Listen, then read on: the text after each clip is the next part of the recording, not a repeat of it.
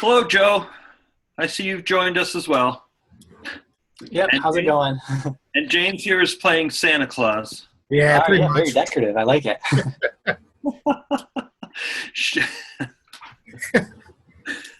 Will you show that the first 5 minutes of you and tell people what you're doing, because I love it. It's just great. Show us that 5 minutes video, and while it's playing in the background, the one that you ran, the one that you showed us last week. Yep. And explain all the steps what it is and how many people are watching it, because it's corny, but it's pretty awesome. It's totally corny. It blows my mind. Look where you're sitting. He's sitting in Santa's chair, right? And pretty much, I'm in my photography studio / TV studio. I devised a way so I can live stream all over the internet from my studio. So the other couple nights ago, we had 2 hours of Santa Claus in here with a live studio audience, and we were broadcasting live on Facebook and YouTube, and we had about 300 people watching it and calling in and asking Santa questions. That's very cool. I like it. You did a live call-in from you. And where's your studio? I'm not going to make fun of Johnstown, but I'm going to make fun of Johnstown, New York. Yep. That's which is great. It's just, and how many people did you have in your studio? We had about 10 kids. Show us that. Hi, Ozra. Show us that. Run that video for a couple of minutes. Right. Okay? You got to see this. It's like, hey, let me pull it up. yeah, I love it. It's great. It's last week we had Vinny Canarelli, and you guys should find the link to that and listen to his podcast, because his podcast is fabulous. There's 4 hours of content. I love it that people are making stuff. And James, I don't even know what to call this, like Santa channel. It's just really the business's channel from Facebook. They do a lot of Facebook advertising. Very special. All right, so let me share my screen. All right, I'm going to stop my video so I can save a little bandwidth. You want to sit on Santa's lap and he can read to you? You want to sit over by Santa so he can read? Hang on 1 second. Let me figure this out. Oh, switch cameras while you're at it. Oh, switch camera. Now you're just asking way too much. But yeah, I found out today too, I can switch camera angles inside of Zoom using 3 cameras. So the reason that we're interested in that is James and I have been trying to figure out how to produce a podcast in a classroom, basically, from a classroom. But this is way more fun. Are you seeing the video right now? Yeah. We're not hearing the audio, though. Okay. There it is. Let's see. Everything down in the what? What do you know what that is? Wobbleville, Whoville. Like Christmas a lot. You turn the page to that. Let's see if we can take some phone calls. And I can put banners up on it live and everything, just like a real TV studio. Luster in the day to the objects below. See when the snow falls on it? See how it glistens? See the snow? Turn the page to her. Is she smoking a cigarette? No, she wouldn't take the lollipop out of her mouth. Then she ends up falling asleep on his lap. See? You're not paying him enough. I do it. And then, How many people called in? We had about probably 25 people call in. I think your husband's name, let me think. My granddaughter fell asleep. Look at that quote. Mary, is that your husband? Yes, it is. Yes, see? Santa knows everything, doesn't he? Yes, he certainly does. And what can we bring Larry for Christmas? So, all right. Thank you very much for sharing. And I love it because I'm not really laughing at you, but I sort of am a little bit. I'm laughing because I think it's funny. It's hysterical. It's funny at this day and age, you can take a $6,000 setup and broadcast live all over the world for next to nothing. So that's that was sort of going to be my question. So you've got $6,000 worth of hardware invested in that. Yep. Okay. Which, so if you try to do this at a real TV studio, you're paying tens of thousands to do this. And you can't really gauge your audience because you can't get instant feedback. You can't see who's watching. As with this, I can see who's watching, where they're from, and any comments they have, I can give them real comments back in real time. You can't do that with traditional TV. yeah, so you've created a system that allows you to engage in what's called the long tail of the audience for new media. Yep. So traditional TV, and we've probably talked about this in some class. I should have if we didn't. But traditional media, large-scale mass media with a heterogeneous audience relies on a large audience to make its money because it's huge investment. You can make money with 300 people. Oh, exactly. You're making money with 300 people in $6,000 studio, which is like... And with no FCC control. Right. So I'm not barred down by the FCC. No, there's no FCC control on cable really either. So it's the FCC only gets engaged with broadcast. Yeah. That's in 585 legal and ethical, which we don't teach much. And when I do, I don't teach much of the sort of structure but you're right. But the internet is essentially free reign. And Facebook basically, did you run that through Facebook Live? Yes, I ran it through Facebook Live. You got to be careful because unlike YouTube, Facebook, if they hear copyrighted music, they cut you off immediately. How'd you like to get that job? It's pretty much a computer software that does it. Do you think? Oh yeah, and same thing with Google. Come on, James. There's Facebook employs tens of thousands of people listening to all the streams to make sure there's no copyrighted music. Yeah, I'm always fighting with YouTube because I write my own music and stuff in GarageBand and record it, and I put it on my channel on YouTube, and they're like, "Oh, copyright violation." Then I gotta email them back all the proof, all the files that it's my file, not someone else's. It's a pain in the butt. So you got it. So when you broadcast on Facebook or I got my cable out and forgot to finish plugging in my computer because I was laughing so much at James's video. But when you submit a paper, sometimes not in my classes, but a lot of people in our classes use a piece of software. Anybody ever use the anti-plagiarism software? What's that thing called?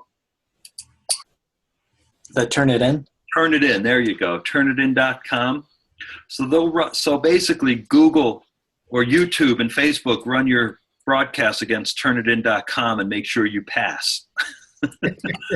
And I've always been saying, oh, Turnitin.com, that's not real life, but it is. So maybe I should use Turnitin.com. Are you serious? So they'll run copyright checkers against your streams? Correct. And against your videos? Yep, and with Facebook, they cut you off immediately. YouTube, they just start throwing commercials up on it while you're broadcasting. So some future IDT Enterprising Masters project would be to test that by writing programs and seeing how long you could get away with copyrighted music on Facebook, Yep. and see, and just test it and get more and more obscure copyrighted music, or just plumb the depths of the digital police. Yeah, because we tried doing live streaming of weddings too, but the moment the music plays, they cut the stream. Wow. Yeah. Huh. Which I can see their point. I mean, the artists should get paid. Okay. Hello, Russ. Hello, Catherine. Hello, Ozra. The gang's all here. Ozra, did you have stuff that you wanted to chat about? Or did you just want to see Santa? I'm just here to listen. All right. Were you and James ever in the same class? Undergrads? James? Yeah. Yeah, we were in a couple of Yes, classes. we were. Yep. All right. The Santa. We'll just call him Santa. I can get the beard and hat and everything and put it on if you want. That's a nice look, Russ. Russ has the reindeer. So, all right. So we're going to do Joe's defense at 7:30. It's advertised. There's a commercial break at 7:42 for 30 seconds. I sold some ad space because Joe's thesis is much anticipated, and there's going to be a large audience. I'm not sure we're going to match James's Santa audience. So Russ and Catherine, you guys are going to have to watch the recording of this. But we were just talking about the TV show that James produced out of his, James, correct us if I get it wrong. A $6,000 studio. He produced a Facebook live stream, got an audience of 300 people on a call-in show for Santa Claus. Yep, pretty much. All to advertise his business, which is wedding and event photography. And you're selling Santa pictures, right? We're selling Santa pictures here too in the studio, $10, 4x6 and a photo frame. A lot cheaper than going to the mall and spending $60. So, and then you're doing the digital media sort of. Do they get a digital component of the photograph? No, only if they pay for it. Only because I'm very strict about my copyright, because this is my living. You retain the copyright of the photos you sell? You're not selling the rights to the photos to your people for $10? I'm selling the exclusive use of the photos for non-commercial use. Wow. Okay. Now they have the option of buying a copyright release. Say if I do a wedding, they want the copyright release. I charge them $200 for that. Some people buy it, some people don't. That's to protect me because I also have a printing business too where I print everything. There we go. Russ, this is stuff we've got to be teaching in our program, right? This is my class? Yeah. Oh, that's great. Okay. Another thing that James discovered, so this is so for Russ, Ryan and I are doing a podcast, and Catherine too, you might want to know. Joe doesn't care, Osler doesn't care, because they're leaving us. But we do a podcast out of 507. I think we're going to try and do it every week, but we're going to record it in the studio in not Steve's studio, but the studio down in Kinsella Hall. And James is going to be the producer, and we've been trying to figure out how to do it. So, but he's figured something out that's just like really cool, which is this the camera thing. Show us that. This is a Zoom. I can switch between different. Right back. I will definitely be back by 7:30, but I will be right back in a matter of minutes. But you guys keep talking. Yeah, so I got 3 cameras hooked up, and I can switch between all 3 of them on Zoom.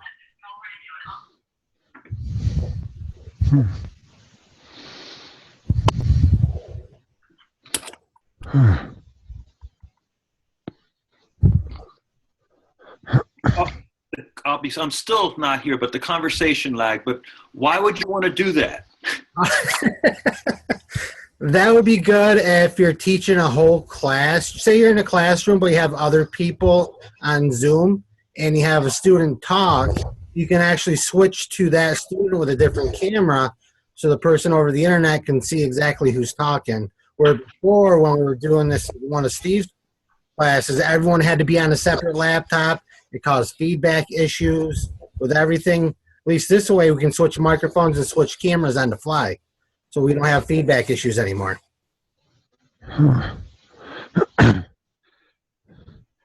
James, I recently had ran a class out of the lab where the students were interacting with some outside people who were software developers because we were using their software. And the problem was we'd get reverb, but that was more because of the overhead microphones in that room. 2147, I've got a remote mic. But we really had trouble switching between people because of the sound issues. Yeah.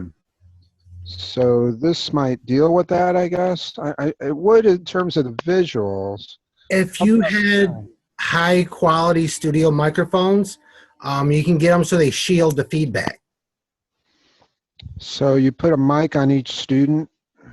You could put a mic on each student, like a lavalier mic, and switch it so that way there'd be no feedback issues. Uh-huh. What Steve and I did in one of his classes, we had a central mic, a condenser mic with 360-degree sound that was shielded from the rest of the audio in the room, and it worked. Oh, It worked decent. Wasn't so you, great, but it worked. so you only needed one microphone, but it had 360. So And it has to be well shielded against speakers up on top. yeah, yeah. Well, once I turned off the overhead speakers, it seemed to be a lot better. But Oh, definitely. yeah, it was tricky jumping from student to student. So it's the first time I'd ever done that, and so I knew there were going to be issues, but I was trying it out. Particularly because you had the developers who were somewhere else. They were actually, I don't even know where they were. But we had been using their tools, and they wanted feedback as to how the process was going. And so we had students giving, talking each one, but Yeah. it was tricky. They'd have to do a share screen, to jump in, and Oh, exactly. it would take a little while. Yeah, it was definitely awkward. It worked out, but it was definitely not optimal. Different. It's because right now this kind of stuff is still new to everybody, Yeah. the developers. So over the years, I can see it progressing more and more and be a lot cheaper for the average person to do it at home. Yeah, because what I'd like to do, like in 499, is have some alumni, like you actually, someone who's working in the field, talk to our students, virtually over the main screen, and then have the students be able to ask you questions, Yep. and they're sitting in different places in the room. So, because I've always had, it's tough for alumni to come all the way out. I mean, that takes hours to do it all. Whereas if they could just tune in for 20 minutes and head out, it's a lot more viable. Oh, And definitely. they're all over the country too, so maybe I'll talk to you about it too. Okay. 'Cause, if you've got that mic, do you have one yet, or is that something we'd put in for it? I got a ton of those mics. Okay, okay. Well, we'll talk about it because Yeah. I want to do it in 499, and because I want to have students be able to talk to alumni who are working, like Ozra too, for that matter. Who are working out in the field as photographer or whatever. What are you up to, Ozra? Can you unhook your mic there? Hello. We just moved down to Georgia, so as of right now, I'm just Oh. going to school, and then I'll be looking for a job pretty quickly soon. Looking to be a photographer or whatever is out there, I guess. Whatever. Um, we're kind of all over the place right now. We're looking for a house, so it really depends on where I can find one or where we're thinking of living, and then whatever's available in the field, obviously. Yeah. Yeah, I know you've done wedding photography too, haven't you? I seem to recall that. Yeah, you're talented. Yeah, it'll be interesting as things develop to try to get alumni to, I think any I think I'd get a lot more alumni doing it if it's 20 minutes of their time versus having to come all the way to campus. And so you may be hearing from me, Azra and James, but we'll see. I think it's nice. And plus, it's good for students to talk to alumni about what's going on out there.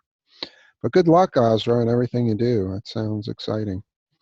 It's good to moving's a little bit. I hate moving. I won't deny it, but it's a good thing in the end. And you're young enough to be able to handle it. Yeah, it's very different down here. How is it different? Just well, upstate New York's its own world. Yeah. Well, you came from like Syracuse, right? Yeah. Well, first of all, I mean, it's hotter down here, Oh, and then yeah. there's a lot of traffic. So you have to plan your time around traffic all the time. Yeah, that's a good point. I know when I go to Florida, it's the same thing. I'm sitting in traffic all day, and you don't have enough time to sort of do something else. It's sort of like dangerous or something, but you kind of feel like you're spending half your life waiting at red lights, and it's Yeah, and that's another thing with the job too. If I can find something that's out of the traffic, Yeah, I guess because yeah. in the mornings, like there's like 3 hour period where traffic is ridiculous, and then also in the afternoon, same thing. So hopefully I'll be able to find something to avoid that. Yeah, at least work from home several, some days out of the week. Yeah. No, there's a lot more of that going on now, I think. I don't know down where you are, but it's really, really becoming more and more common. It looks like um, it's just one of those things that people are adjusting. And that's one reason, is because of the traffic. It's ridiculous. You're paying someone and they have to spend an hour just to get there, or whatever, half hour even. So that's one of those things. What else do we have out here? Have you, Ozra, have you where are you in the thesis chain of events? I am working on the literature review at the moment. Okay.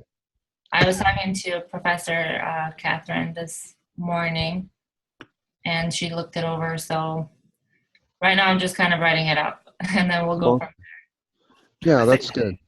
Ozra, I think you're registered for spring, or you're registered for fall thesis or spring thesis class? fall. Fall, yeah. So she's in the, that's what I thought. Yeah, she's in the fall class, Russ. Okay. So, but you have another class to do in the spring. Yes. Yeah. So how does that work with a thesis? You said I would do the You presentation. register for your class in the spring, and as long as you finish your thesis by the end of the spring semester, you don't have to pay continuing enrollment or any additional credit. So, Yeah, if you want to be amongst a community of students, you're welcome to audit my class, and I've done that in the past.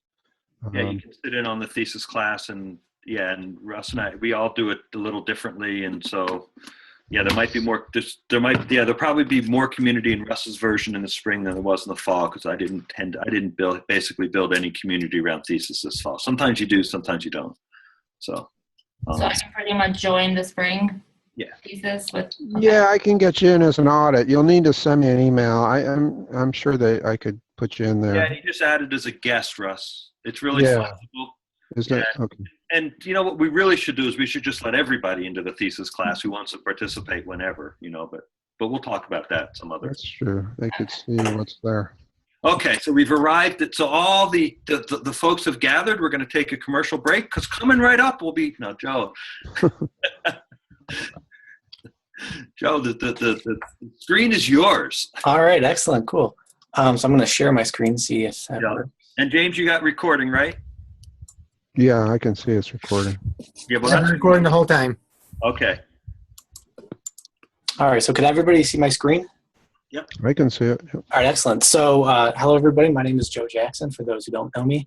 And my thesis title was Investigating Twitch.tv Channels, Online Community Development and Sustainability by Streamers.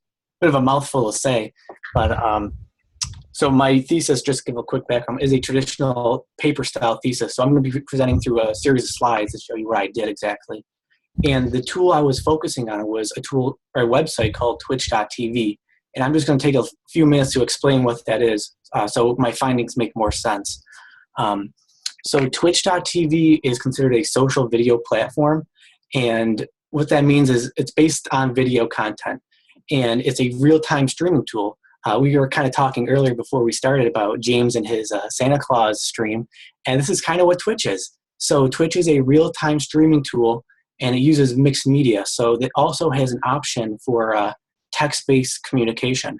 So and kind of like the Zoom session. So we have a camera focused on me and my screen, and yet we also have a chat that anybody can participate in. So that's basically Twitch in a nutshell, and it's a new medium of entertainment, people are saying, because it's taking the passive activity of watching something like television and adding a more active activity to it, such as real-time chatting and communication. So Twitch.tv was created in 2011, focusing solely on video games. So it was ideally people watching other people play video games. And since then, it kind of expanded and grown. And while there's still a focus on the video game content, kind of looking at the larger picture is kind of very interesting, which kind of drove me to this thesis topic. And to give it a comparison, in 2015, YouTube had 291 monthly minutes viewed by each viewer, and Twitch had 421 in 2015. So Twitch is slowly growing up in popularity, And maybe one day it will be a kind of a household name like YouTube. But some research that Twitch themselves did found that 68% of these people have said that they're not watching TV as much, and they're focusing more on their game entertainment, whether that be through Twitch or another social video platform. And 58% of them are spending more than 20 hours a week on Twitch, which is kind of a crazy number if you think about it. I don't watch TV that much, but there are people out there who do. And so think of Twitch as a television, and Twitch is comprised of several channels. And a channel is when a person, such as me or you, set up their own stream, and it's their homepage. Everything is fixed on every Twitch channel. So the chat will always be on the right. The video will always be like in the top left and in the center. And like the social video media icons will be up top. But the streamer can customize different panels, which I'm not sure if you can see my cursor, but down here in the About Me section, anybody can customize that to whatever they want, any images, any text. And there is a stream content area where all the magic happens, where the stream content is coming to life. And modifying the content area creates uniqueness. I'll touch upon why uniqueness is important, but just jumping back, this black stream content area could be whatever you want. You can have your video game content, your webcam on, scrollable list of viewers that are viewing your channel, and all these different things. So while Twitch channels have a fixed format, the little section that really means the most is uniquely modified. But my focus on my research was the communities and the online communities around twitch.tv. So individual people like you or me or James, who had his Christmas studio, can run their own stream and their own channel in their own room or their own place that they have. And a majority of people on Twitch are these small streamers like you and me. There are larger gaming companies that do that, like Nintendo and Microsoft and Sony, and they attract thousands of people to their live streams. But it's mainly these small people that are the majority of the users. And as a longtime viewer of Twitch myself, I noticed that there's these clumps or communities of people that follow individual channels. So how are these small people, what I'm looking at, how are these small streamers forming online communities? And are these communities sustainable by these individuals? And how are they doing it? So I'm interested in online communities, and that's why I kind of drove into this subject. But Twitch being a live streaming tool is kind of different because everything is live, everything's synchronous, and it's not really a straightforward path like other online communities, such as Blackboard. If you have a discussion post, you can have a topic and people could come in a day later or an hour later and participate in that topic. With Twitch, it's not really the case. You kind of have to be there to participate. Kind of like this Zoom session, you kind of have to be here to participate. And while others can view the recording, it's kind of a different form of participation, at least in my eyes. And Twitch itself as a tool, there has been a lot of research on it regarding like culture and gaming and esports. Everything like that has been growing in popularity recently, and Twitch being a facilitator of this tool is something that a lot of people are looking at. But there hasn't been a lot of focus on online communities, which I thought my study could kind of bring a unique connection to. So kind of what I was saying before, my thesis is a traditional thesis research paper, and it's a qualitative study in nature. So it's using the grounded theory methodology and Glasser and Strauss's version of the methods. I'm sure these terms are familiar for those who took the research methods course. And I conducted semi-structured online interviews with people who operate their own channel. And since I was using human participants, I had to go through IRB approval. Last summer, I got approved of my questionnaire, and I used various sampling techniques to gather these participants. And so I'm just going to talk about my process before I go to my actual results. But I use Skype as the main tool for communication. As we know, it's a great tool to visually see somebody, and you can also type as well. And I was using a software called OBS, which I learned how to use to record the actual screen Skype session.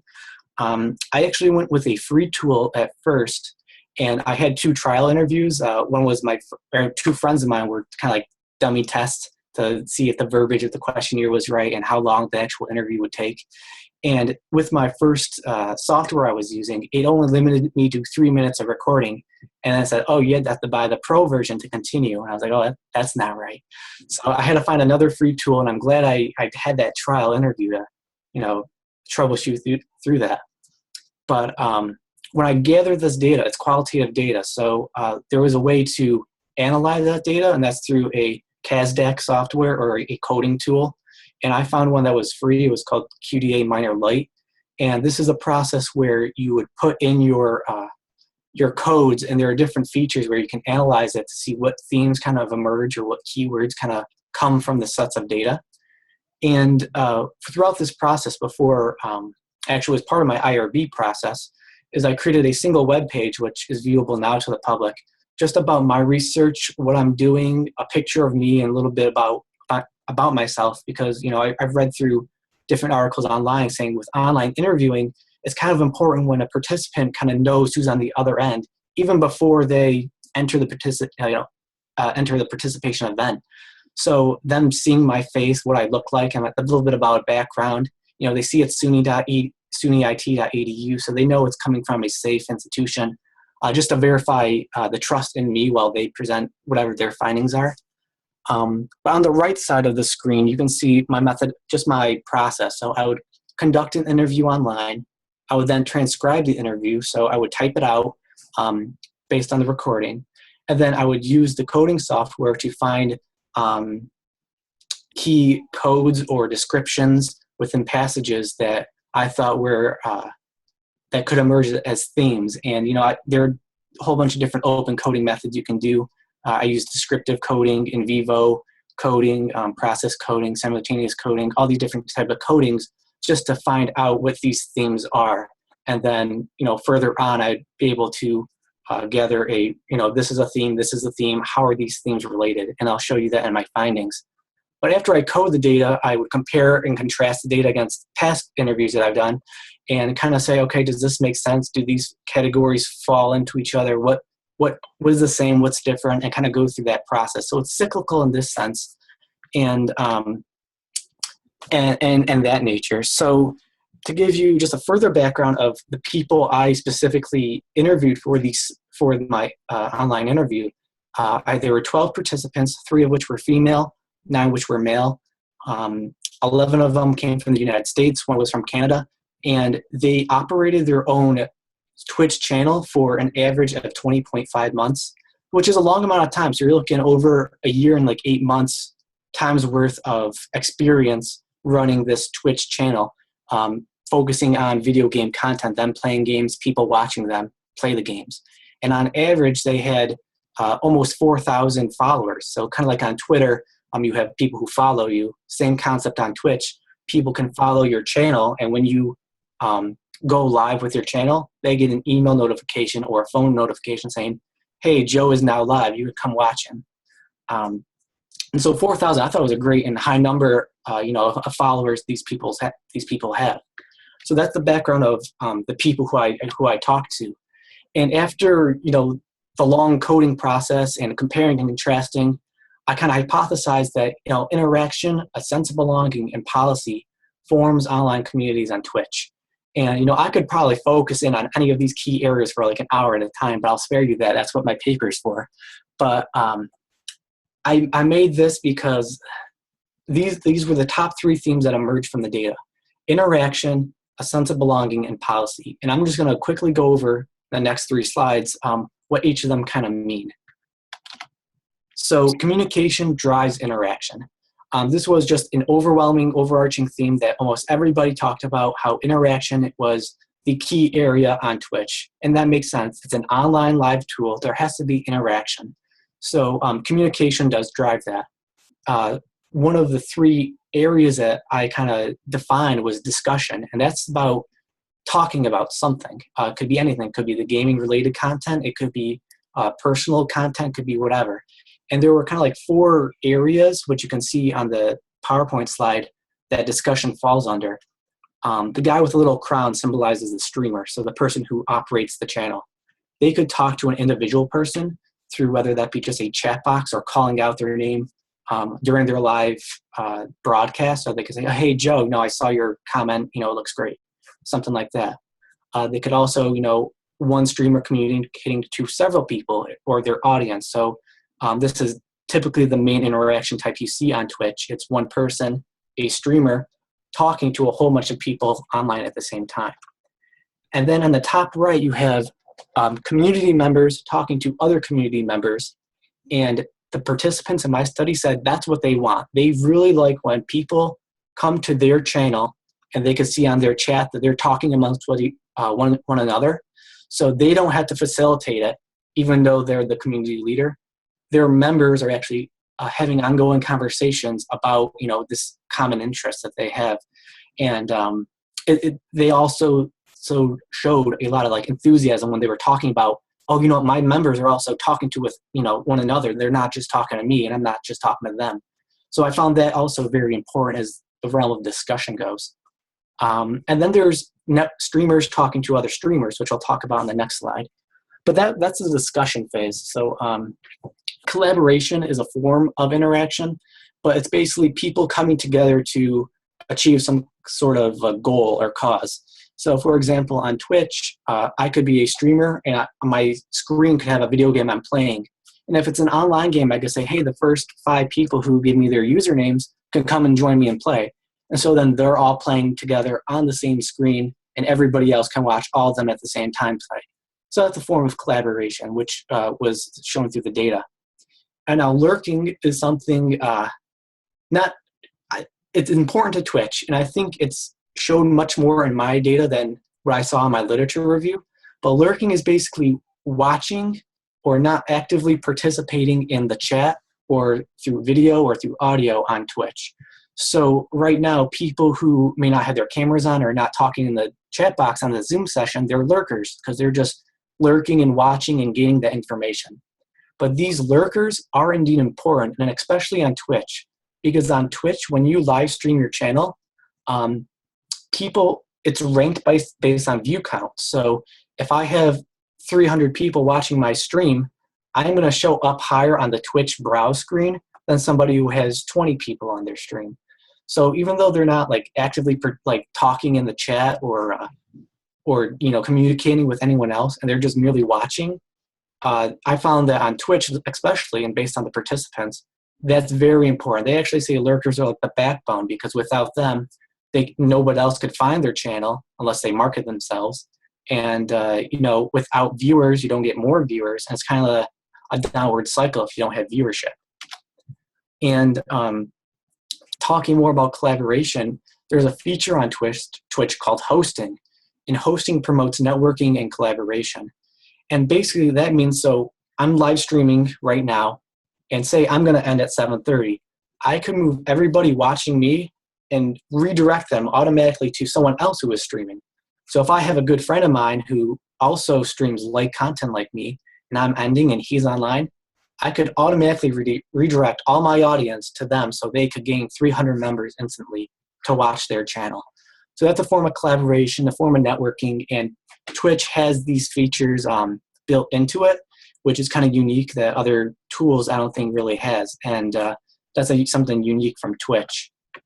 Moving along, a sense of belonging, which is the second theme of my research, is the creation of interaction and evaluates policy. So it's really the act of feeling together, feeling as one unit. And this differentiates a group of people from a community, in my eyes. A group of people might not have that togetherness that other people do. And there's also the component of policy, which I'll talk about later, is if a group of people don't believe in the same rules and regulations, they're not really a community. They are just a group of people together. So Twitch being able to form communities, you need to have the policy in place. You need to have this act of togetherness involved, and you need to have that interaction overall. And another unique thing about Twitch is that it's a live streaming tool. So say you follow 5 of your friends on Twitch, you can really only actively participate in one of them by visiting their channel. Because if you miss out on that live content, you can't really be a part of it. So you kind of have to pick and choose who's online right now that you want to follow. And that's a form of support and loyalty, and which kind of, helps this sense of belonging form. And like I said before, policy is that third theme, and allows structure to regulate interaction. So, in online place, it's hard to have rules because you could be anonymous. Yeah, anybody can hack in, per se, to whatever. It's the online world. So policy in the form of an online community sets some sort of structure. So maybe you are a family-friendly stream. So that you don't like cursing, you don't like cussing out, and you don't want your chat filled with like swear words. So you can elect moderators to have privileges to delete messages. So if I had Dr. Schneider be a moderator for my channel, and somebody says, I am blah blah blah blah, and it's bad, he can go and moderate and delete that message, and it will delete from everybody else's screen who is watching my channel. So that's important because without it, it would be kind of a chaotic mess. And some Twitch channels thrive on that chaotic mess. They don't encourage vulgar language, but they accept it. So, you get different demographics across these Twitch channels. And policy is a way to organize it. A sub-component of policy, which I didn't find in any other literature I was reviewing, but maybe that's because they weren't really focusing on synchronous communities, was scheduling. And scheduling is the concept of kind of like what we did now. How do we know we can all come together online at the same time at the same place?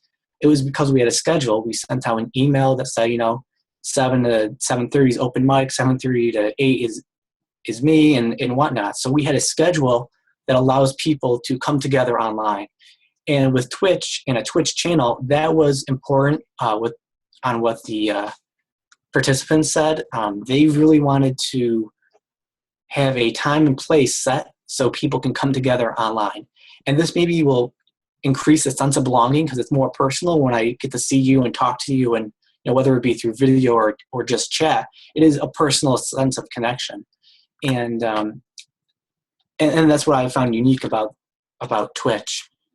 And the sustainability part, which I actually had no idea or did not expect this when I was researching at the beginning, but every single participant said that they had additional tools outside their Twitch channel to help sustain their Twitch channel, if that makes sense. And then, kind of a light bulb went off, like, yeah, that totally makes sense. If I have a live channel that I'm only available, Monday, 7 to 8:30, people tune in and watch me, how do I stay connected with them when I'm offline? And it's through these additional tools such as Twitter, Instagram, Snapchat, not so much Facebook, surprisingly, but, Twitter was the leading in the social media realm that these streamers had that said, oh, emergency came, I can't stream tonight, or, thank you for watching tonight, or, next Monday I'm going to be playing this game, come tune in, and things of that nature. So they said having these additional tools promoted sustainability within the common interests of Twitch and gaming.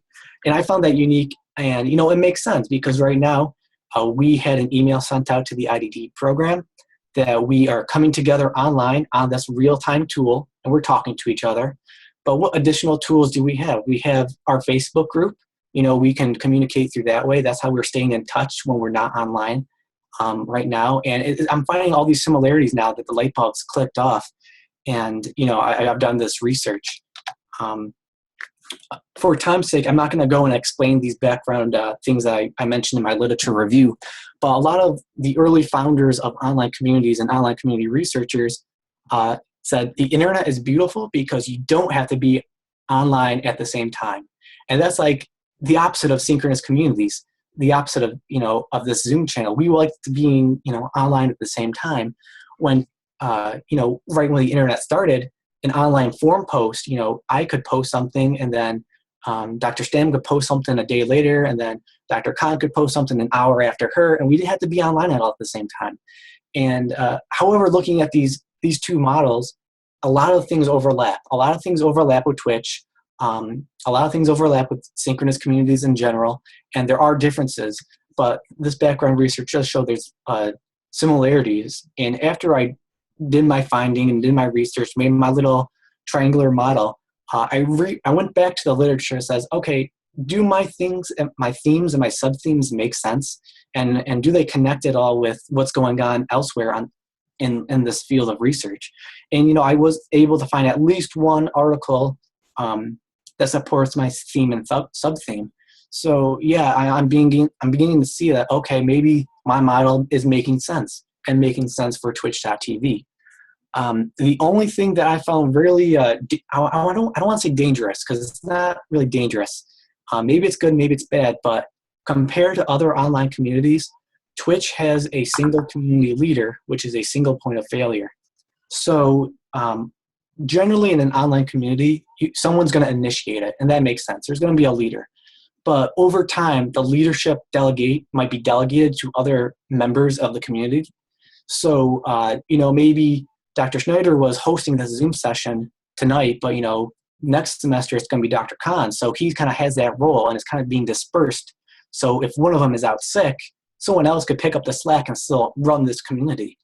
But on Twitch, that's not really the case. A channel is linked to one user account, and only that user account can say, yes, I'm going live right now, or yes, I'm done for the night, I'm turning it off. And that's just something interesting. And when I mentioned this to the participants, they said, yeah, if I stop streaming, I don't know what's going to happen to all the people who follow me and the people who, I rely on to be there every Monday to watch me and talk to me. It would be a very interesting, maybe thesis research project for someone else's on Twitch. How fast can a community fall apart if, one person leaves, especially if that person's a community leader? So in this little hierarchy, I had the streamer up top, the moderators who have that chat, they could delete message in the chat, and then all the viewers on the bottom. So it would be interesting to see about that single point of failure that I mentioned and other people mentioned through my online interviews. Also, I focused on video gaming because that's what Twitch grew on, but Twitch is actually separated a bit into different areas. So I'm wondering if my findings, are supported within other areas of Twitch.tv. So there is a creativity channel. People who do digital drawings or, physical acrylic paints, they could have their own channel and stream content real time and start painting, on the back wall and, doing art. Other people can join and like, oh, how do you do this technique? Or, that looks really great. Or, that's bad, you should try this. So that's the creativity channel. And, that's been growing over the recent years. The music channel, very similar. Say you like playing guitar. Maybe you can offer free lessons of guitar on Twitch by streaming your own channel. And you have a garage rock band. You can, put your camera out connected to your computer and stream your rock band live through Twitch if you wanted to get music throughout in that outlet. And another bizarre, area that Twitch just released in the last few months is this third icon called social eating. It's literally people making different types of food and eating it online. And people love that. I'm not really sure why, but people are, creating their dishes from their ethnic backgrounds and showing how to make it, and they eat it in front of them. And, that area is becoming popular. So it's interesting to see how Twitch began as a live streaming tool for video games and kind of had branched out to these other areas. And kind of just bringing it all together, some implications of my research is kind of like a lot of these projects, a single researcher is performing all these tasks. So my analytical skills are dependent on my skill set. That might be different if there were 20 of me looking at the same set of data, but since there's only one of me, it's dependent on my skill set. That does, however, provide for consistency, which is nice. So, I'm going to be consistent throughout my interview process because I'm the only one doing it. But of course, that's just something to keep in mind as an implication. And of course, Twitch is global. So Twitch.tv, you go on it now, you can see all these different languages and people streaming different video games in different communities. And I only focused on the English-speaking communities because that's all I could speak. If you visit the web page that I made, there's criteria to be a participant, and one of them was you had to speak English because that's all I can communicate with. And finally, just kind of closing up, I kind of learned from the participants that Twitch is becoming more than just gaming. These people have a common interest of video games, which is great. And then they maybe focus in on one or two games every so often, and people come to them. And Twitch has become more than just that. The people who run these channels say, you know, I'm talking to my viewers about either personal relationships or jobs or school or anything of interest. And it's not just about video games. It's more about that feeling connected, feeling together, and that sense of belonging, like I mentioned before, to say, you know, we are not just a group of people randomly meeting online. We are an online community. And I think that's something that was important to take away, that, you know, yes, Twitch was created for video games, but it has evolved so much more. And I think people are taking away much more from it, which is why it's becoming more successful. And this is my final slide, just to wrap things up. My learning experiences throughout this entire process. So I was able to practice online interviewing, which I've never done before. I think that was kind of a unique process to actually, you know, go live with an interview online and record the interview and transcribe it. And I think I underestimated how long the transcribing process should take. You know, probably each interview was around 30 minutes in length, and it probably took an hour and a half to 2 hours just to transcribe a textual document that I could put into the coding software. And I thought that was just something you don't think of, but it actually consumed a lot of my time throughout this research process. And of course, using that tool, that coding tool, was something unique that I learned. And for the actual thesis paper itself, I created my own style sheets for it. So when it becomes available online, you can see that I created my own style sheets. I was able to create an auto-populated table of contents, which I didn't know was possible at first, but you can have your subheadings automatically generate a table of contents for your entire paper, which was really interesting. So I learned that as well. And I'm sure there are questions in the chat.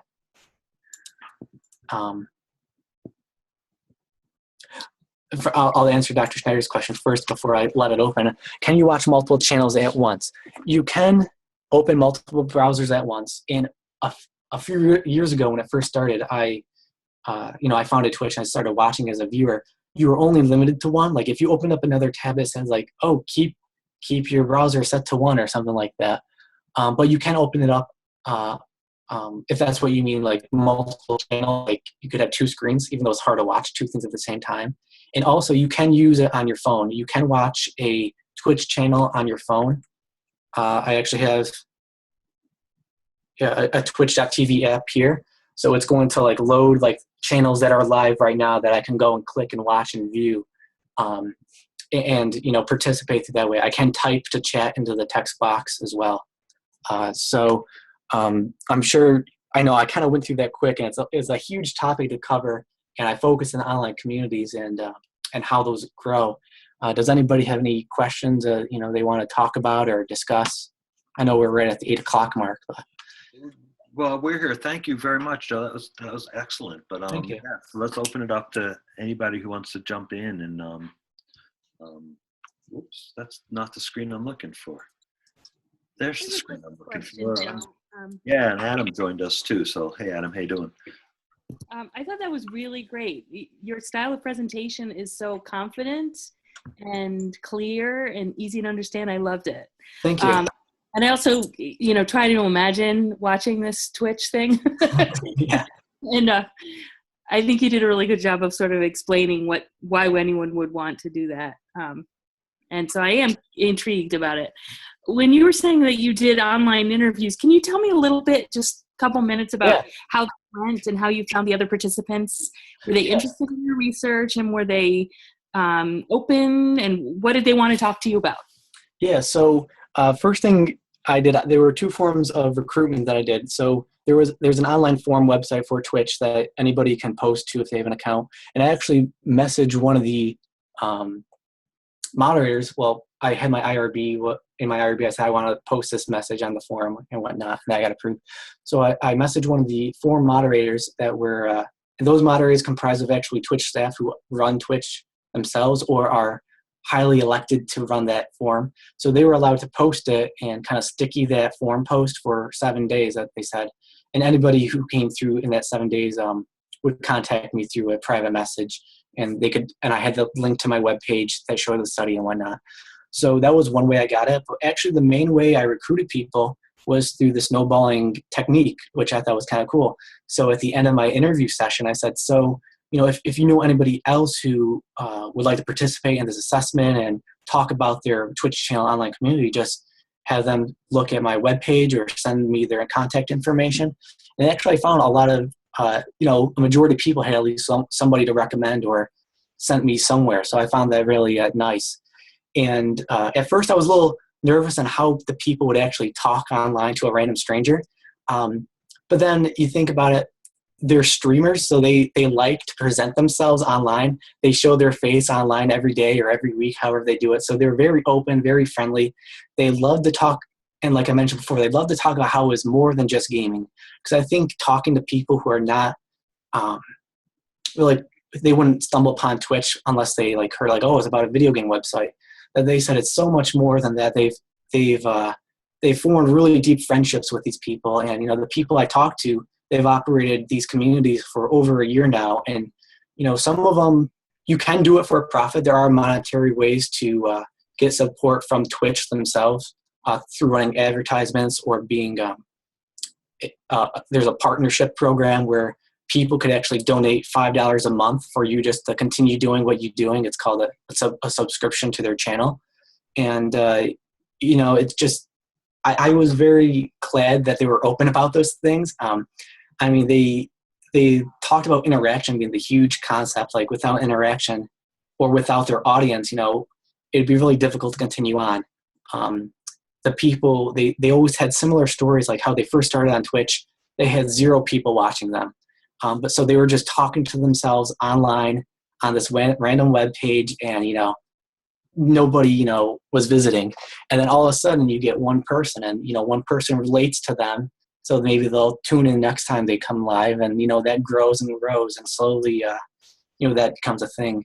And the big concept that I talked about on one of my slides was hosting. They said that was a tremendous help of effort. So if I don't stream myself, but say I had 500 followers or whatever, and I stream, and someone who just started yesterday streamed, and I like them, I could host my channel. So when I'm done, everybody goes to them automatically. So they're getting 500 people viewing their channels, and maybe some will stick around, maybe some will leave right away. But that was just a way to help grow their channel, at least getting people there.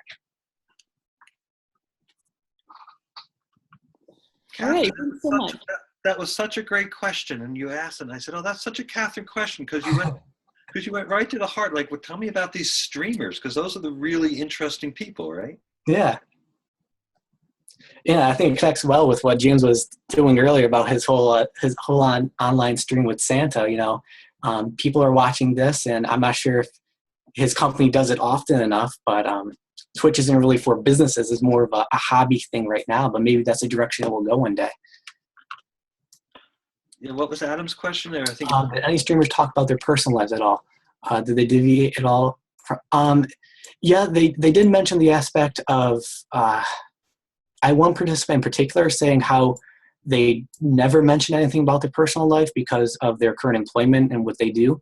So they never told anybody what their real name was. Like, some people, like, I'm Joe, so if I stream, like, hey, I'm Joe. Like, they had an alias, they had everything intact, but they still had the same concepts of interaction and sense of belonging and interacting with people. So they didn't really deviate to their personal lives, and they did talk about their backstory, like why they started, why what they think makes a good Twitch channel, and how their personality helps attract people and whatnot. So, and the majority of them do talk about the games. And do they actually get paid based on number? Yes. So the way they get, Azra's question, for those who can't see it, do they actually get paid based on the number of subscribers or views, for example, like YouTube? That's a yes and no answer. So if I started a stream, Twitch as a company doesn't think I'm a popular streamer, which is true, because I had nobody. Once you hit a certain mark, which I think is like 200 people watching online at the same time on your channel, and that's consistent, and they say, like, okay, you've done this for 3 months, you are proven to be a good streamer. So we are going to give you a subscribe button, and viewers could click that subscribe button and pay per month to support you. And that's exactly what it is. It's not, it's out of pure donation. It's pure support of that person to continue on to create content and to stream content. There is, for viewership, they can play, subscribers only can run their own ads. And whoever is watching, whether they're subscribed or not subscribed, they will be tallied in that count for advertisements. So they couldn't be compensated through advertisements as well, similar to YouTube's model. I'm not totally familiar with YouTube's model, but I think that's how it kind of works.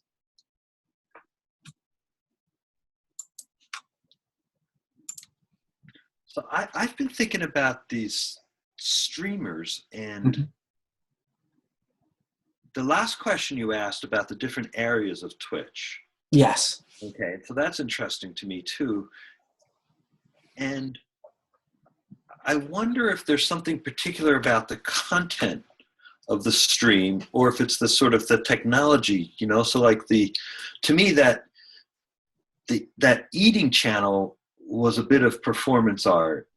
And I would expect that to be like the gaming channel, but the teaching guitar lessons and like doing this class, like we've come together for a purpose, and those seem to be, I don't want to be judgmental, but they're entertainment based, I think.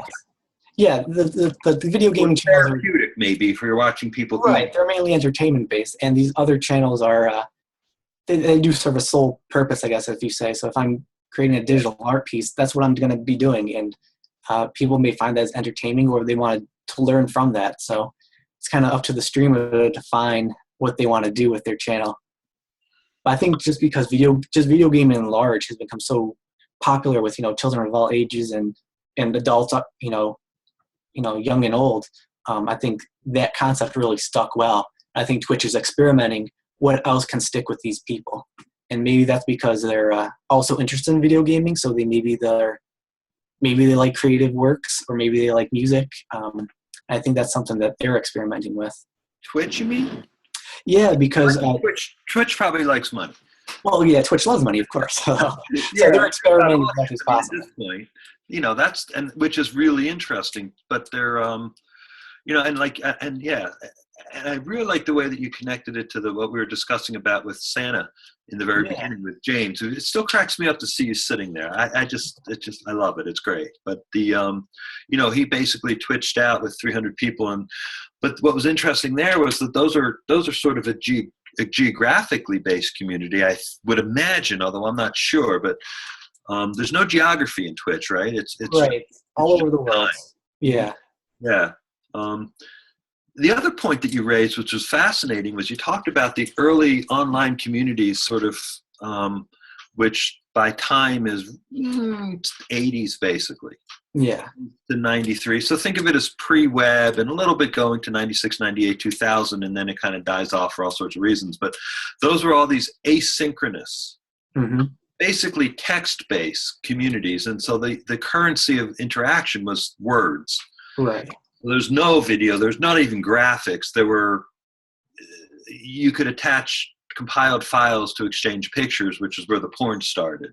And Twitch porn is that's another whole channel, because I'm sure that's where the money is, is everywhere else. But but what's interesting that you brought up was this idea that you think there's something different about community when it's synchronous than asynchronous, and how the big thing about the internet in the beginning was it's asynchronous. There were two things that were in the beginning that were big. It was you separated the space and the time.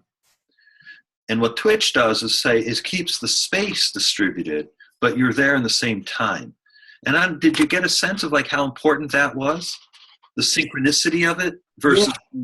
Yeah, because a lot of the streamers say, at least when they started off, they didn't have a schedule at all, and they never got anybody coming in their channel. But when they realized, what if I set hours and people know when I'm going to be online all the time? Because you don't have to set a schedule. You don't have to do anything that you don't want to. So if you do set a schedule, all these people said, that's when it started. I started seeing more people, and the more of the same people. Because on Twitch, you can see the usernames of who come to your channel.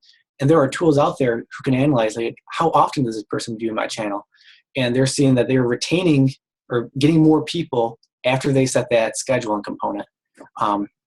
So I think being able to figure out a time that maybe works well with the majority of your people or the type of people you reach out to is important, which is why I kind of brought it up, because I thought that was kind of interesting. I didn't really expect that, but it makes sense. And it's just the idea though of adding in synchronicity is to the internet. I mean, that's really what that, when that, when did that start? Sort of, what do you think is like, Oh boy. where, I mean, that's not your thesis project. Yeah, I'm not sure how to answer that correctly. Yeah, no, I should know that, right? I think what's really interesting is that you picked that out. Mm-hmm. And that's really, in some ways, you're pushing on the edge of these brand new communities. And so I applaud you for sort of recognizing that they exist. Right. Those are not easy things to spot. Yeah. It's like, oh, that's something different. And then I think what you did was extract what's different and you distinctive about it. And it becomes a moment in time. It's like, oh, Twitch, is like basically what's the name of this decade? Like the mid 2000 teens, Yeah, like the teens, we're in the teens. Yeah. So I'm not quite sure I get Heap's comment there, but. Well, it's coming from I saw an interesting discussion online talking about famous YouTubers and how YouTubers like PewDiePie have become the de facto stars of YouTube. And someone was saying, well, they make a lot of content, but other people create content that's more professionally produced than they do, and yet they don't become as insanely popular as those YouTubers. So, and people were saying, well, it's not only that he creates consistent content, but he creates consistent content that plays well into the search algorithms that Google uses to then feed suggestions to new users. So there might be, people who understand how to game the systems and game the suggestion systems within Twitch might make themselves popular as well. Yes, that's very true. Yeah, no, I was wondering about that too, sort of. I mean, it's a Trumpian question, Eve, right? Is the game rigged? And that's real. But I think the focus on the Twitchers, is that what they're called? Well, people like to be called either streamers or broadcasters, is what I've noticed. Not Twitchers. Not Twitchers, no. Yeah. So it's like you don't tweet, you don't Twitch. You don't. That's not like a verb, I guess. No. I've heard only streamers. Yeah. No, so streamers, and that's a class of people, and that's like an identifiable group now. And so your work is some nice early work, I think, in describing early streamers. It will be interesting when we post it to watch the people who cite it. Seriously, because there's not a lot out there, and so you'll see that it will take a long time, but you'll see you'll have like 50 and then 70, it will be interesting citations and stuff, the pattern, because I really think that the identifying a new community of streamers is pretty cool, and your method of interviewing them, I think, is nice. I have a sort of a mechanical question, and I don't recall this from your IRB. What agreements did you make with your participants about the public aspects of your data? The transcripts of the interviews and the tapes of the interviews themselves. Yep. So it's part of the data handling process that I have. But basically, what I did and will do soon was I told them that it's saved all to a dedicated thumb drive, the recorded data, and then I'm going to transcribe the data, and then I'm going to write the research paper. And once the research paper is done, I'm going to delete both the recorded session and any memos that I had about them. So obviously I want to make the paper perfect, submit that, and then the data disappears. And I think that, I don't really want to keep that data either, and it could be a liability. So I think deleting it was the best approach to take. Yeah, I must have been asleep at the wheel there. Yeah, and I also I apologize for that because okay. it's the new pattern. I think that my guess would be that your streamers would have been fine with it, but the new pattern in social science research is to keep all that data. Okay. I think, but I don't know. Maybe it's different in different. I don't know, Catherine. What does the IRB say about that kind of stuff? And this is just for future students as well. I don't think there's a set rule. Usually, researchers are encouraged to keep their data for about 5 years in case there's a question that comes up later. But in my career now, which is spanning 20 years or so, no questions ever come up. No one's ever looked at that stuff again. So I'm thinking of it from the archiving perspective and from the idea that as social scientists, as researchers, we want to make ourselves as transparent as possible and allow others to follow in our footsteps. It's the archivist and stuff. And so Joe's got like, how many hours? You did 12 half-hour interviews, right? 12 half-hour interviews, yep. So Joe's got like 6 hours of excellent audio content. That's just like, if he didn't make that arrangement ahead of time, then he should go ahead and destroy it like he promised. Oh, no, absolutely. What I'm suggesting is that I'm apologizing to Joe and marking this for future students is that, the arrangements that I should have encouraged you to make when you said the IRB, and I just missed that stuff because I don't know, somehow I wasn't thinking about it there, is that create an archive and allow me or other researchers who say, God, Joe's got 6 hours of interviews of streamers. I want to listen because I want to stutter, or I want to see, I want to do something else with that data, Right.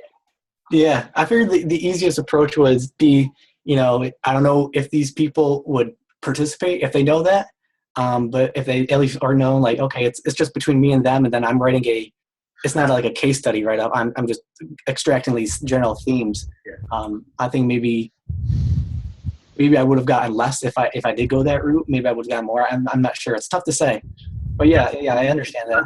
So the reason for bringing it up is from a methodological perspective. There's Absolutely. Every methodology, and the notion of an ethnographer doing work that's saved forever bothers ethnographers sometimes. I think, right? Yeah. It does. Like seriously, right? Well, I mean, there are a few different things going on. One is the relationship of trust that you're building with them, and so that changes the whole dynamic of what it is they're sharing with you. And so you really have to explain that in your write-up and then in lots of other places. But I think it's a promising concept. If there's something that isn't sensitive, that wouldn't change, then yeah, absolutely. We should start thinking about how to do that. No, it's wonderful stuff. So when you're going to go, the transcripts are going to go, the data's going to go, like the themes, or it all goes away, right? All that's left is your paper. That's ideally how I had it. No, that's exactly,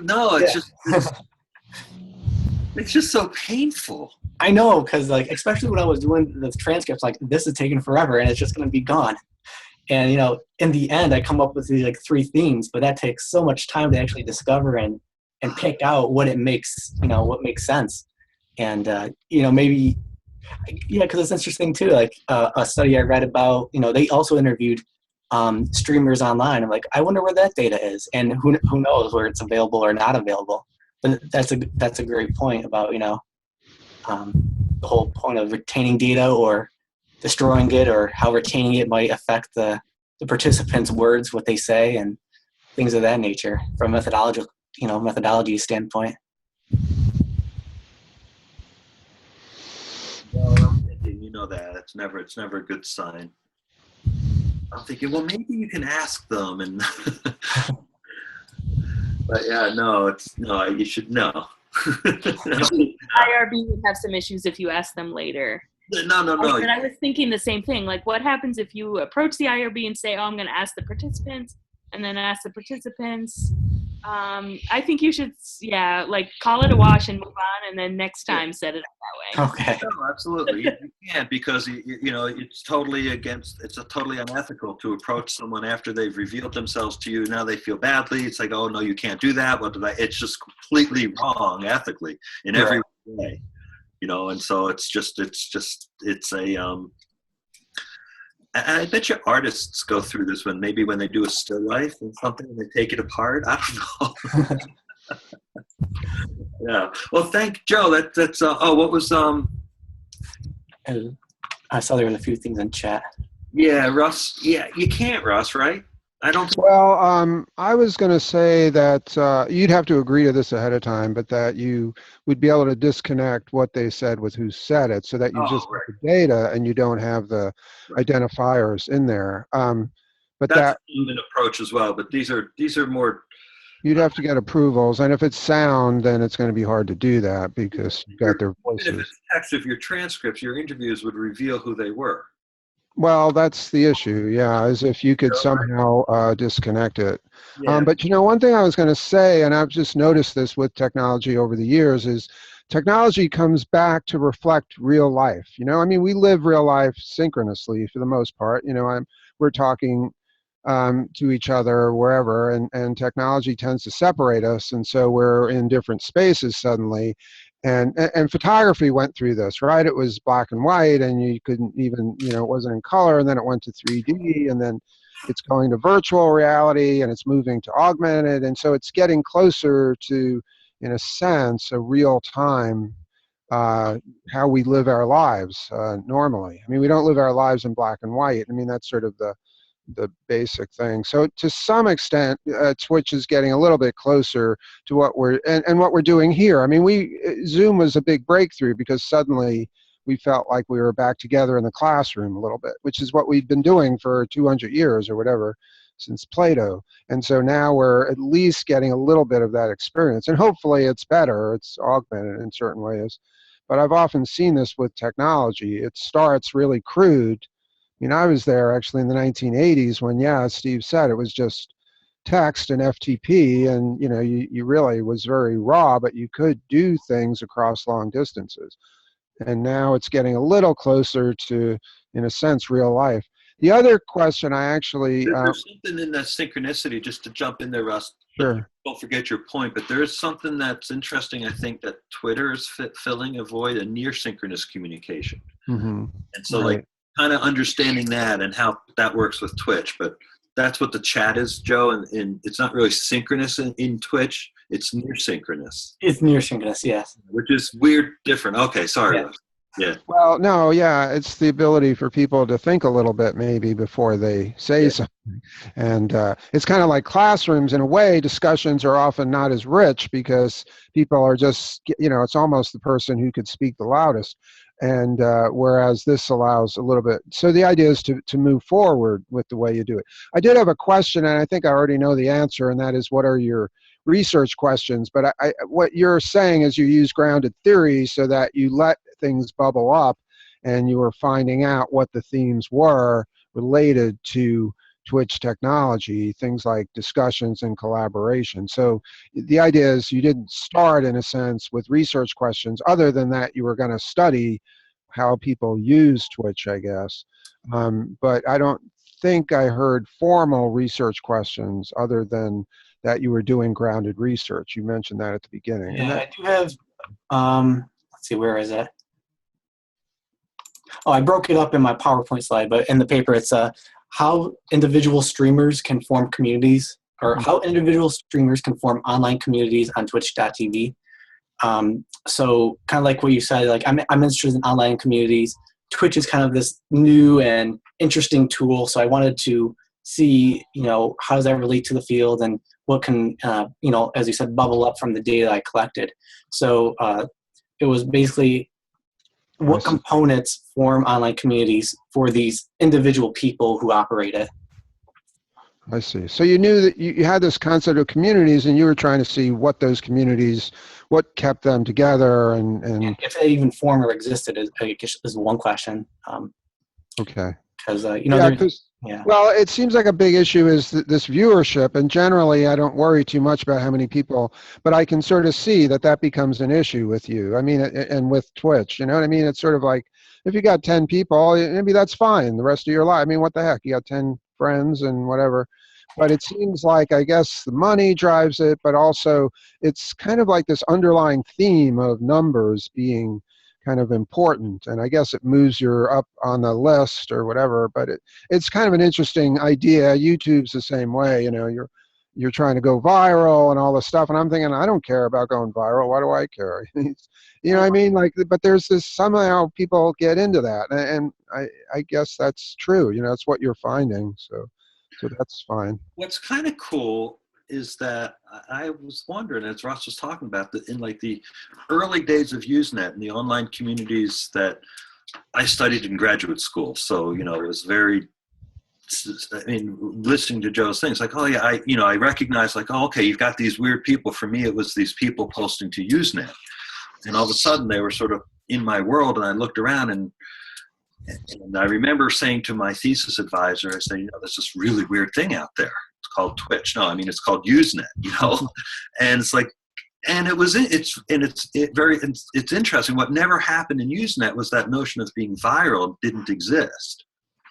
And so I'm wondering that from Russ was saying, there's probably this segment of the Twitch audience that's like going to go pro. Yeah. But there's the long tail of the Twitch that's going to be like 300, and that's where you're going to find community, in the long tail, not in the mass. You know, the community is not going to be in the. And so Twitch is a single platform that's supporting both this mass media, the broadcasters, and I wonder if that's really like the broadcasters don't care about their participants so much, but the streamers, they're like friends. I don't know. Yeah, and actually that's a good point, because two of my participants, when I asked about a fear of their community, they said they feared growing too big because they think they're going to lose that personal connection if they have hundreds of thousands of people watching them, and then they can make money off of that. They kind of, like we said, like they start with a small group of friends and they're forming small friendships. But they said if they grew too big, they fear they're going to lose either the personal touch, that why they started it in the first place. And it's just something hard to judge, because there are people who, full-time stream on Twitch. They log on and they get 10,000 people watching them all at the same time, and it's crazy. And I didn't focus on that, but there was a paper I read that says, the difference between the crowd mentality and a community mentality. Right. Crowd mentality is like a sports game. Everybody's watching it at the same time.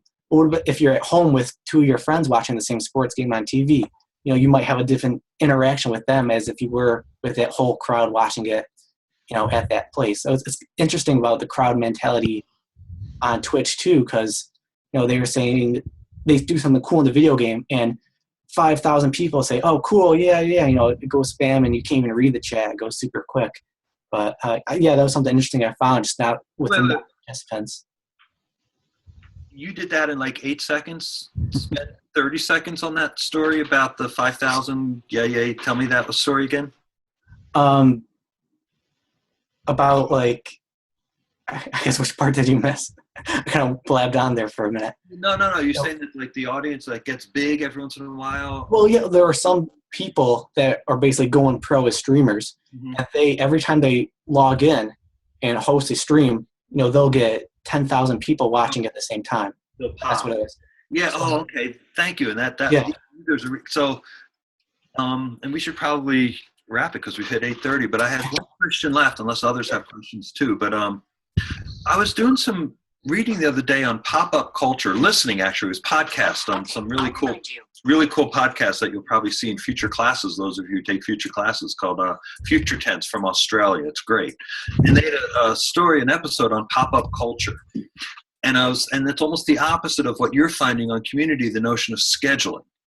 Now, did anybody talk about the idea of like jumping on Twitch at random times to see if they could build audience and like creating this sort of demand culture? Yeah, so a lot of them, like if they feel like playing a video game, they're going to go play a video game. They'll have set hours, but they also will jump on whenever. And so it's a kind of a, there's a schedule, but there's also an off schedule. And it's hard to judge because some people follow their schedule, some people don't have schedules, and some people have a schedule, but then they'll jump on whenever. And that's when they said like those outside tools like Twitter, they jump outside of hours. They can tell all their followers on Twitter, hey, I'm going live on my Twitch channel now. Come join me, kind of something like that. I think if I could just add, because you said this, Joe, and I think it's interesting that because you're studying community, and then you're finding sometimes when it gets so large, they're losing community. So you want to capture that in some ways, maybe in how you write this up, because it seems like that's the underlying issue is community, and people may think, oh, if it's got 100,000 people, that's a real community, but actually it's not. It lacks that sense, perhaps. It's like people posting cats on bicycles. It's like, yeah, you get a lot of people, but is that really, substantive? So it's, that may be an interesting theme that you find over time in terms of the numbers versus this whatever you feel is community. There's dimension to community that's size, basically. Mm-hmm. And so you run it on size on one axis and intimacy on the other axis. Yeah. As you get bigger in size, the intimacy goes down, and you can draw curves like that. And it's sort of interesting to see where you're probably seeing different kinds of community on Twitch. Right. And I think what may be distinctive about Twitch and these social media platforms, whatever we're going to end up calling them, is that I think they're infinitely expandable. Not infinite, but quickly on the fly, ad hoc expandable. And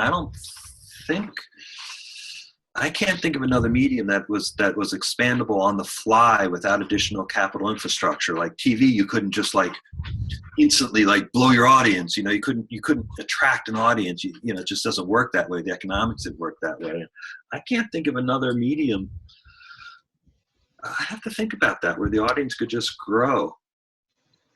And Twitch. And what's the minimum audience size in Twitch?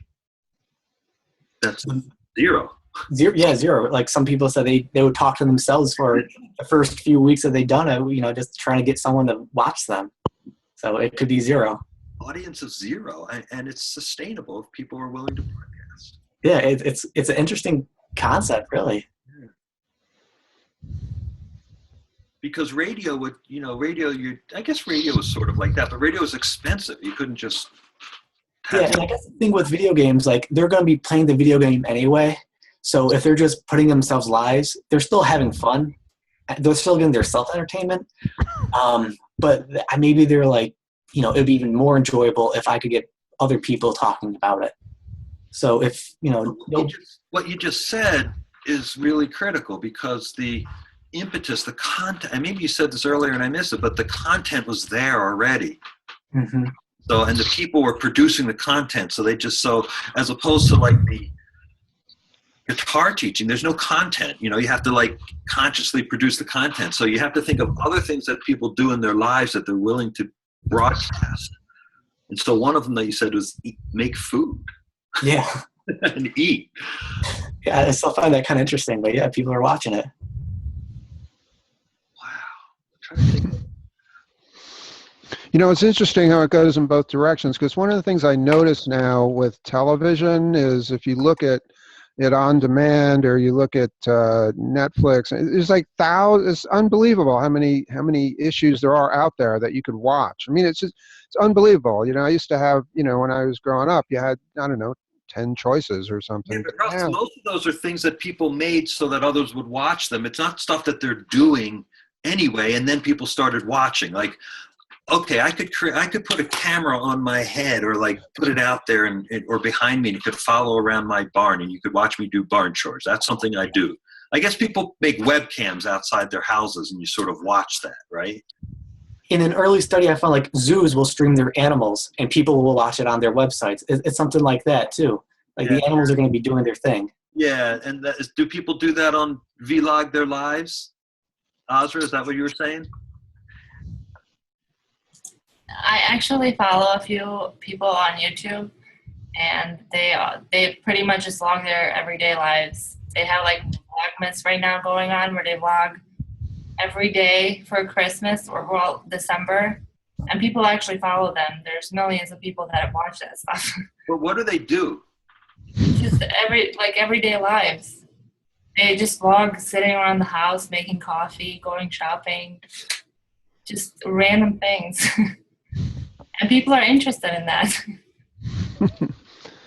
Yeah, no, it's like reality TV, basically, right? Yeah. Well, this is So you've touched on lots of really interesting things, and I think I hope that if others ever watch this, they can pick up some of these ideas because those are all great questions that are worth asking. So thank you very much, Joe, for a stimulating hour. And a really nice presentation with lots of good parts. And the last slide was excellent, where you said these are the different things I learned. So I'm really happy to see sort of that level of reflection come back, and especially that you learned style sheets in Word. Yeah. Because that's and I think that's so that's great, because I mean, Russ, we talk about this all the time. It's like, oh my God, I can not use this. Thanks. Yeah, I know. I just turned our faculty bylaws and added a table of contents for the first time in like 30 years that we've ever had that. So, Adam, did you have questions or stuff? Were you hanging, or did you have something to go over on your thesis? Or I didn't mean to push you to the end. No, that's okay. I don't really have much to go over right now. Okay, good. No, I'm not good, but yeah. So thank you all for coming, and that's great. And one of the nice things here is that James has come back to become the producer of the IDT Hangout, and so what that hopefully means is that they'll actually get posted, because I'm a failure at getting things off of my computer onto the internet. Well, yeah, along those lines, we should get the thesis, the listing we have for thesis projects, these should get added. Yes. I don't think they're there. I was just looking through it, and I don't see anything. Yes, we have work to do. What channel am I adding this to, Steve? What's that? What channel am I going to add the video to? You should ask the coordinator. Yeah, send an email to Russ and ask him if he wants to create a new IDT channel. Or it can go. Russ and I will coordinate that. And right now, it should go to, among other places, the thing that's the repository for SUNY Poly. What's that thing called? Ensemble. Okay. It should go to the Ensemble. There are some channels we're working with through admissions to promote the program. Start a new email and send it to both of Russ and to me, and maybe one of us will answer. Because I know we just set up that one new channel, IDT SUNY Poly. Yeah, that's what it's for. Okay. Okay. I mentioned that to Russ yet. Come on, James, you just stole all of my thunder. Jeez. Well, we're going to have to let admissions know at some point so they can promote it. But, okay. Anyway, we'll catch you all. I don't know. There might be some scheduled for Wednesday. I should look. There is at least one, because I'm there. Yeah, I'm second reader. So there's others coming on Wednesday. We'll be here Wednesday night. So there's at least one on Wednesday night. So we'll be here, and then the following Monday and the following Wednesday. So. What time on Wednesday? I think it's at 8 o'clock. I have to check my calendar. I know we're going to be on campus on Wednesday in the TV studio, so I just wanted to make sure I had enough time to get back to my house. Yeah, you will have plenty of time, because we'll be done by 3. All right, perfect. Unless you're walking. No, I'm driving. Okay. All right. Hey, take care, everybody. We'll see you later. All right, thank you. Okay. Bye.